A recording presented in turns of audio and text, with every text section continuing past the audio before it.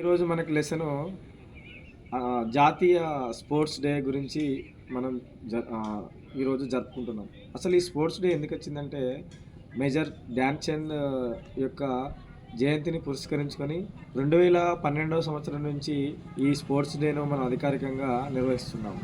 అసలు ఈ మేజర్ ధ్యాన్ చంద్ ఎవరైనా అంటే 1905వ సంవత్సరంలో ఆగస్టు 29వ రోజున ఉత్తరప్రదేశ్‌లోని ప్రయాగ్‌రాజ్ జిల్లాలో ఈ మేజర్ ధ్యాన్ చంద్ ఒక ఆర్మీ కుటుంబంలో జన్మించాడు.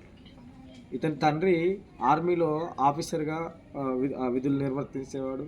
ఇతను కూడా ఇతని యొక్క 16వ ఏటనే ఈ ఆర్మీలో జాయిన్ అయ్యాడు. మేజర్ ధ్యాన్ చంద్ మనకి ఆహ్, ఫస్ట్ అతనికి ఇష్టమైన ఆట ఏదంటే రెజ్లింగ్. రెజ్లింగ్‌లో అతను బాగా ప్రావీణ్యం ఉండేవాడు. తర్వాత ఆర్మీలో 16వ ఏట జాయిన్ అయిన తర్వాత అతనికి ఈ హాకీ మీద మనకి ఇంట్రెస్ట్ కల్పించాడు. దాని తర్వాత అతను 1922వ సంవత్సరంలో హాకీలో అరంగేట్రం చేసి 1948 వరకు కూడా అతను హాకీని ఒక ఊపిండు అతను. ఓకే.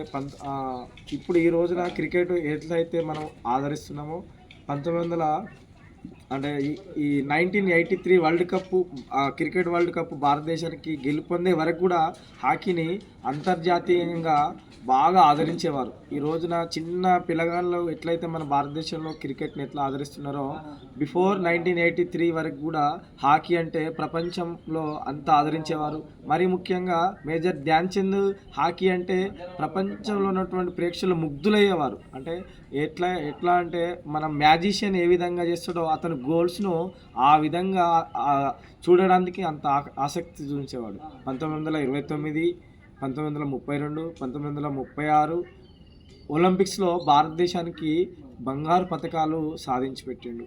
మరి ఇంత గొప్ప మేజర్ ధ్యాన్ చంద్ ఎందుకు ప్రాచుర్యంలోకి రాలేదనంటే అది బ్రిటిష్ వారి పరిపాలన కాబట్టి అతనికి ఈ ఆదరణ రాలేకపోయింది. కానీ మనకి ఈ ఈ భవిష్యత్ తరాల కోసము ఈ మన జాతీయ హాకీ దినోత్సవాన్ని మనము హాకీ క్రీడాకారుని యొక్క జయంతిని మనం జాతీయ క్రీడా దినోత్సవంగా జరుపుకుంటున్నామంటే భవిష్యత్ తరానికి మేజర్ ధ్యాన్ చంద్ యొక్క ప్రావీణ్యాన్ని తెలియడం కోసము జరుపుకుంటున్నాం. కాబట్టి మీ అందరికీ చిన్న లెసన్.